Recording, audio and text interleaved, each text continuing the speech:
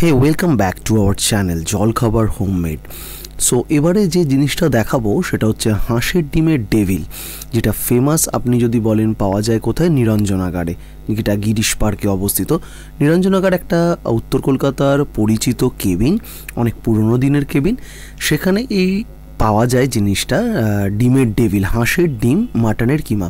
তো যেটা দেখতে পেলেন, প্রথমেই আদা পেঁয়াজ রসুন, পেঁয়াজটাকে ভালো করে ভেজে আদা রসুনের পেস্টটা দিয়ে, কাঁচা লঙ্কা কুচিয়ে দিয়ে, একটু সামান্য নুন চিনি দিয়ে দেবেন আপনি কিমাটা।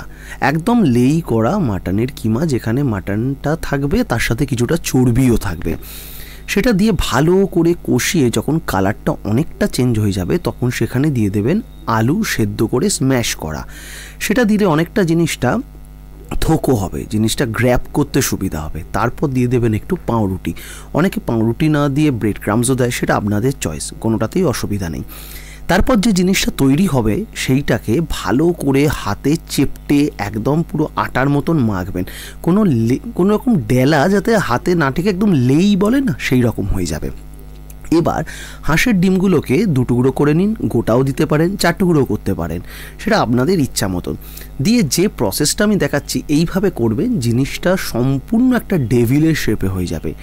ডিমের ডেভিল, ভেতরটা ভাঙলে জাস্ট হাঁসের কুসুম, হাঁসের যে ডিমের কুসুম সেটা নিয়ে বেরোবে। জিনিসটা অসাধারণ এক টেস্ট। এই জিনিসটা করতে গেলে আপনাকে প্রথমে হাতে একটু তেল লাগিয়ে নিতে হবে। সুন্দর করে চেপটে নিয়ে হাঁসের ডিমটা উল্টো করে বসান, দিয়ে চারদিক যখন মোড়াবেন তখনই ওটা সুন্দর একটা রাউন্ড শেপে, মানে ওভাল শেপে চলে আসবে। দ্যাট ইজ কল ডিমের ডেভিল। যেটা আপনি যদি সস্তায় 10-20 টাকায় খেতে চান, তাহলে লোকাল দোকানে আলুরই পুর পাবেন, কোথাও পাউরুটির পুর পাবেন, মানে ওপরের কভারটা পুরো পাউরুটি দিয়ে করা। এটা যেহেতু মাটনের কিমা দিয়ে করা, তাই এটা অ্যাপ্রক্স, আমি লাস্ট যখন খেয়েছিলাম নিরঞ্জনগরে দাম ছিল 80 টাকার কাছাকাছি। কলকাতা শহরের সাউথের দিকে কোথায় পাবেন, আপনজনে পেতে পারেন, আর বিভিন্ন লোকাল দোকানে পাওয়া যায়, বা সেই টেস্ট পাইনি। আচ্ছা, 3টে গোলা বানিয়ে নেবেন। একটা হচ্ছে ডিমের গোলা, একটা হচ্ছে ময়দা বা আপনার কর্নফ্লাওয়ার দিয়ে একটা জিনিস রাখবেন, আর একটা ব্রেড ক্রামস, প্যাঙ্কো, যেটা খুশি। প্রথমে ওই জিনিসটাকে যেমন করলাম ময়দাতে দিয়ে দেবেন, একটু গায়ে লেগে গেলে, সামান্যই লাগবে, সেটাকে ডিমে দেবেন। ডিমটায় নুন হলুদ দরকার নেই, নুন দেবেন, একটু গোলমরিচ দেবেন, দিয়ে ভালো করে ফেটিয়ে নেবেন।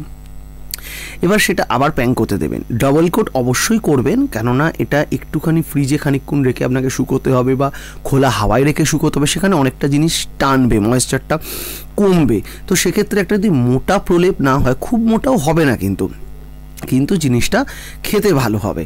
তো যথারীতি প্রসেসটা আরেকবার দেখে নিন। আচ্ছা, চ্যানেলের ভিডিওগুলো কেমন লাগছে? শর্টসে অসংখ্য ভিডিও। রিসেন্টলি আমরা শান্তিনিকেতন ঘুরে এলাম, সেখানকার ভিডিও আছে। সুন্দরবন ঘুরে এলাম, সেটার ভিডিও আছে। আপনারা দেখুন, কেমন লাগছে আমাদের জানান, পাশে থাকবেন। বাংলাদেশ থেকে প্রচুর বন্ধু আমাদের সাপোর্ট করে, থ্যাংক ইউ সো মাচ। আমাদের কলকাতা শহরেও, ওয়েস্ট বেঙ্গল থেকেও প্রচুর বন্ধুরা দেখে আমাদের চ্যানেল, খুব ভালো লাগে। ধন্যবাদ সকলকে। এবার যে তৈরি হয়ে গেল, এটা খানিকক্ষণ ফ্রিজে রেখে যখনই টেনে যাবে ময়েশ্চারটা, তখনই ছাঁকা তেলে সুন্দর করে একটু প্রথমে লো আঁচে ভাজুন, তারপর আঁচটা বাড়িয়ে। জাস্ট অসাধারণ লাগবে। কাসুন্দি দিয়ে বা চিলি সস, টমেটো সস, যেটা খান, স্যালাডটা অবশ্যই রাখবেন পাউরুটির সঙ্গে নিয়ে, যেটা উত্তর কলকাতায় নস্টালজিয়ার লোকরা খায়, সেইভাবে কামড়ান। জাস্ট অসাধারণ। ধন্যবাদ, ভালো থাকবেন।